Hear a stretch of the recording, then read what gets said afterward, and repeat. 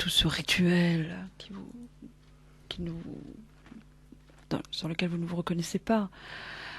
Il y a quand même un tournant, je reviens à cette date où, dans les films, Alain est invité à partir faire une balade avec Irène en voiture.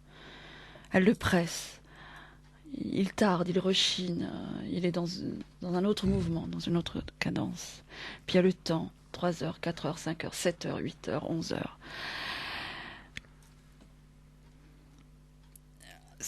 Vous avez fait ensuite, Alain Cavalier, un film qui est totalement, radicalement différent et qui marque une rupture dans votre travail de cinéaste, justement, qui se retire de ce rituel classique de cinéma, équipe, maquillage. Vous avez fait de très beaux mouvements, des femmes qui prennent beaucoup de temps à maquiller.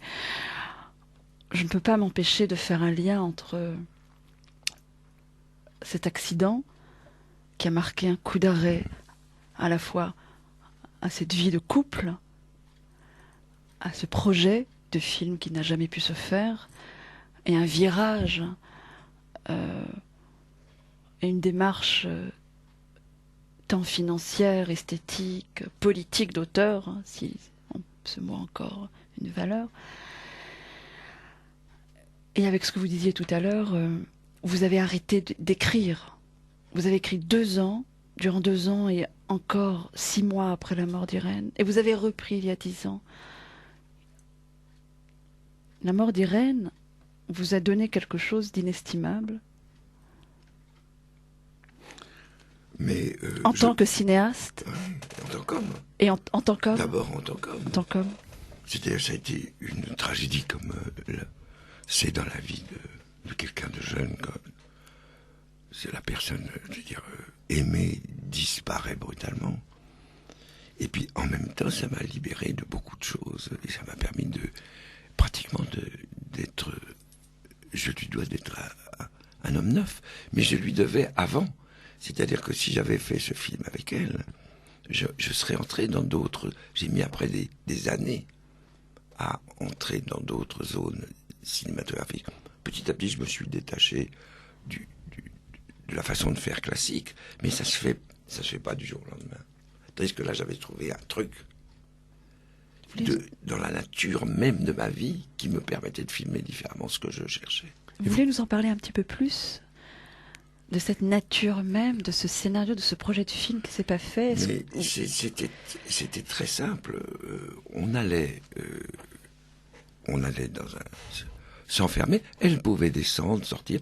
Je convoquais des personnes et je commençais à user avec elle de notre façon de vivre, quitte à la mimer, à aller chercher ce qui n'allait pas. C'était une affaire assez violente, mais qui pouvait être très bonne pour elle et pour moi. Alors, elle rechignait beaucoup plus que moi, parce que moi, j'étais un cinéaste, j'étais très violent, en fait. Alors, elle s'est dit, peut-être que tout d'un coup, il y a des choses qui vont sortir et qui vont être épouvantables et qui vont... Mais je lui disais, mais tout est bien dans ce cas-là. Puisque tout va pas très bien, ça va être formidable. J'étais très... Vous étiez très excité par ce projet. Ça m'apparaissait lumineux comme l'histoire que je vous ai racontée de peindre mon truc en noir. C'est-à-dire, vous n'avez pas des idées comme ça tous les jours.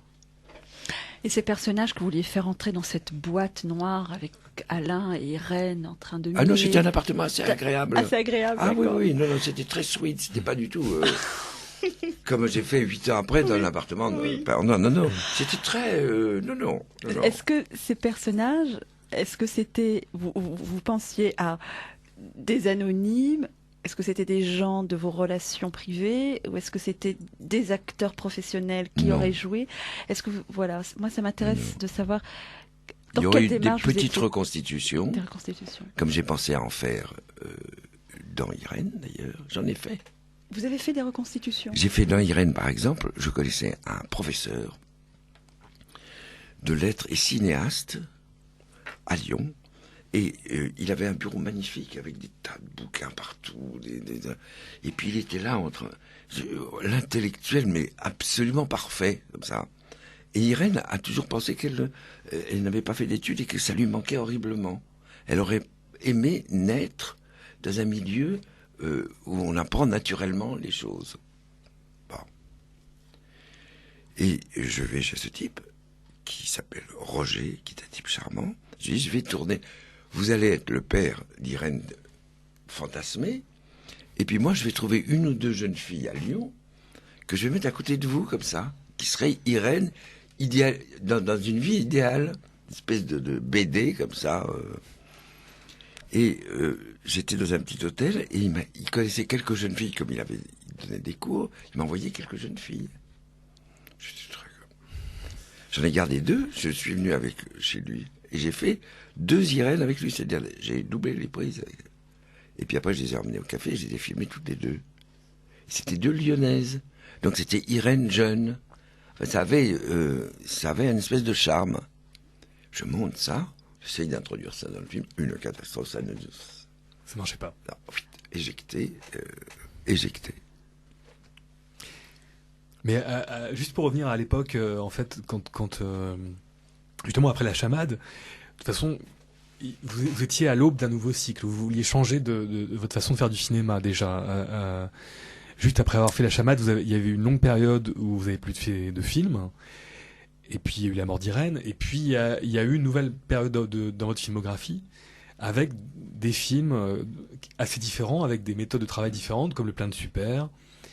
Il y a eu aussi Martin et Léa, la même année d'ailleurs du Répondeur. Il y a eu Un étrange voyage. Voilà, un peu plus loin, un peu plus tard. Voilà, de toute façon, il y avait, vous sentiez déjà, enfin, c'était peut-être long à arriver, mais à cette époque-là, il y avait vous vouliez changer votre façon de faire du cinéma.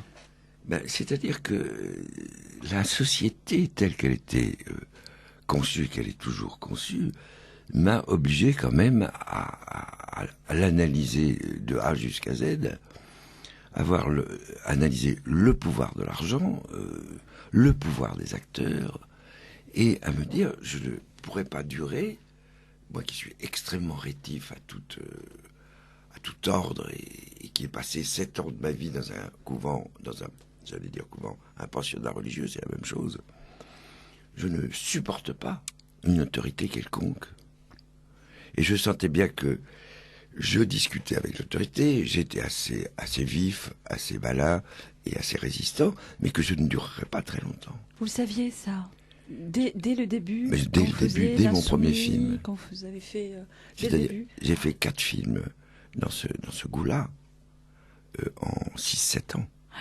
J'ai fait le tour de tout. J'ai tout analysé et j'ai compris que si je voulais être libre, ça ne pouvait être qu'économiquement. Le mot liberté, ça veut rien dire. Vous avez un bon producteur soi-disant qui vous dit, j'en ai un bon, il me laisse libre, mais en même temps, je ne l'écoute pas. Hein, voilà. C'est la liberté économique. Et j'ai commencé à réfléchir là-dessus, dans ma propre vie d'abord.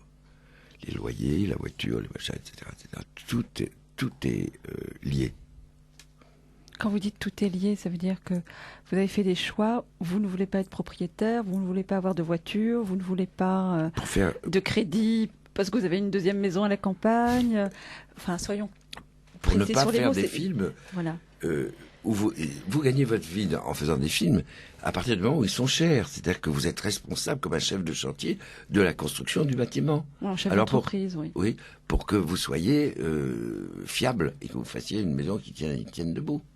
Et les acteurs viennent vous demander aussi qu'ils soient, beaux, intelligents et bons comédiens.